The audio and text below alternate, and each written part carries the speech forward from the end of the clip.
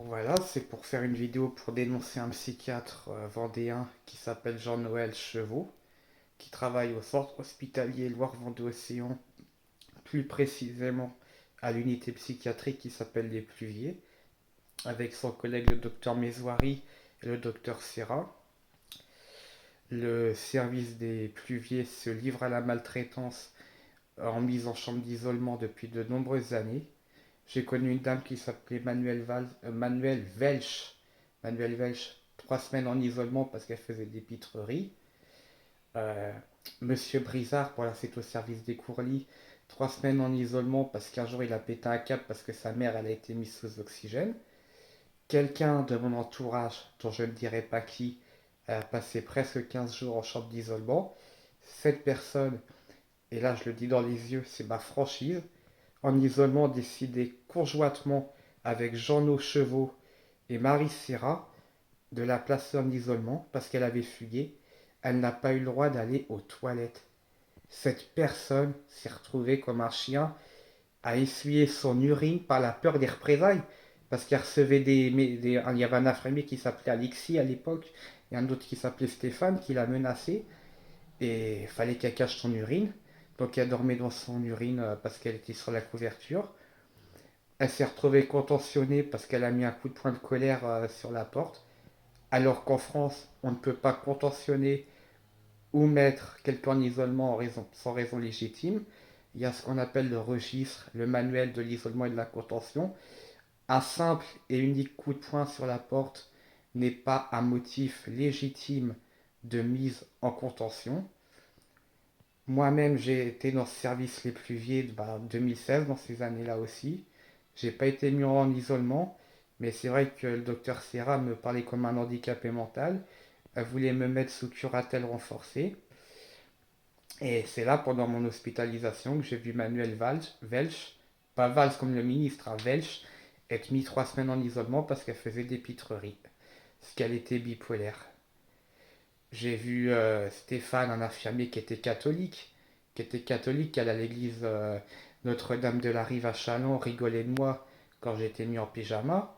Quand je déchirais les pyjamas par souffrance, par colère, je me faisais réprimander par Madame Poirot, la cadre de santé, parce que j'avais abîmé leur matériel. En 2022, là, j'ai vraiment été mis en isolement par la pute, pardon pour le gros mot, de Docteur Serra. Bon, j'avais le droit d'aller aux toilettes.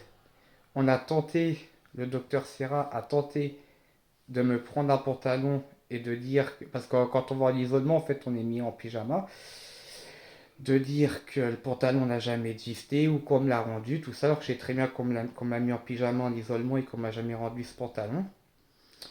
Et bah voilà, plus de nouvelles, on dit que j'affabule. Et là, ce soir, on me menace d'aller à la gendarmerie. Ah, on a retrouvé le pantalon par contre, hein. Mais soi-disant que je leur parle mal. Et ma mère, quand ce de Jean-Noël Chevaux, qui travaillait à Chalon, a été muté pour des affaires d'agression sexuelle, des affaires de discrimination, il n'a pas été licencié, mais il a été muté de Chalon à Saint-Gilles-Croix-de-Vie parce qu'il avait des casseroles au cul, il a la sécurité sociale au cul, il a le conseil des usagers au cul.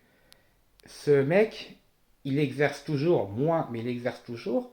Lui, ce monsieur Chevaux Jean-Noël, pour tout ce qu'il a commis, on ne menace pas de gendarmerie, tout simplement d'appeler les forces de l'ordre. Je connais une dame qui s'appelle Gigi, je dirais pas le nom de famille, c'est Ghislaine, Gigi.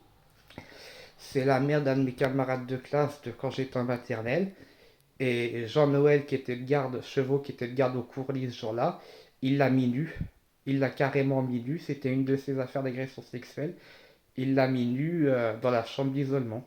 Alors, j'étais pas hospitalisé. À ce moment-là, jurisprudence, c'est les paroles de Gigi. Mais je la crois. Je l'affirme pas à 100%, mais je la crois, sincèrement. Elle est piquée à l'aldol. Elle voit le psychiatre, qui risque plus de voir parce qu'il est mort. Voilà, il la voyait tous les 4 mois. Sa veuve, j'en parle même pas, c'est le docteur Serra. Si tu déchirais ton pyjama, tu pouvais aller en isolement pour déchirer ton pyjama. Tu disais un gros mot à un infirmier, tu pouvais aller en isolement pour dire un gros mot à un infirmier. Moi, ça m'est arrivé. Alors, parce qu'à cette époque-là, je m'automutilais en 2016. Qu'on m'accuse que je monte, et bah, qu'on vérifie mon dossier médical de l'époque. Elle m'a mis 200 mg de tertian à l'époque. Parce que j'étais en dépression. Nonsyrine, kétiapine, tertian 200 mg. Et si je vois pas comment j'ai été agité malgré les 200 de tertian, j'avais le droit à 3 gélules de Tranxène 20 par jour. Si les plus vieux m'accusent de mentir, qui vérifient mon dossier médical, tout ce que je dis sur le docteur Chevaux, qu'il a été mis à l'écart parce qu'il a des affaires louches, que le docteur Serra est surprescrit 1, 2, voire 3 neuroleptiques à des patients, tout ça est vérifiable dans les dossiers.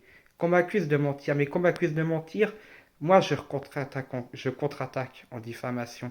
Parce que ce qui s'est passé, la tragédie de Reims, je leur souhaite pas attention à Chalon ni à Marseille, ni à Lens, ni à Lyon, ni à Thonon-les-Bains, je ne leur souhaite pas.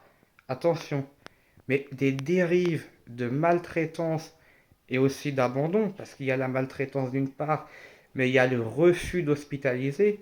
J'ai connu ça à Lens, j'ai connu ça à Châlons, des fois je me sentais mal, et qu'on me renvoie au domicile.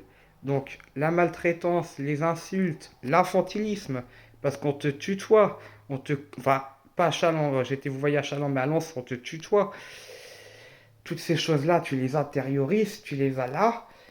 Après, entre l'abandon et toute cette misère humaine, eh ben, des dames, des infirmières comme celle de Reims, perdent la vie. Pourquoi? Pourquoi? Pour des comme docteur Chevaux, des comme docteur Serra qui assure mal leur suivi, et une infirmière de 37 ans, mère de famille, qui en plus d'être urgentiste, a été bénévole depuis qu'elle est majeure, elle a consacré sa vie aux autres. À cause de la psychiatrie, elle a été tuée par un malade, cette dame.